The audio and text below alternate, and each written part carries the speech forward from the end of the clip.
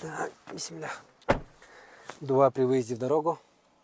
Субханна ладзи сахара лана хада, ва ма кунна лаху мукринина, ва инна иля роббина лимункалибун. Дуа, который необходимо читать при выезде куда-либо в путь. Это нам завещал наш любимый пророк Мухаммад, саллаллаху алейхи ва саллям.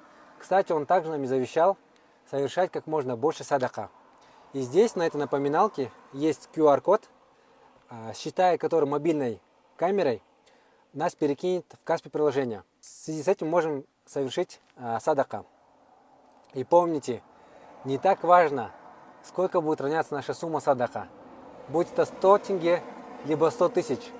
Самое важное – это то намерение, с которым мы совершаем это садака.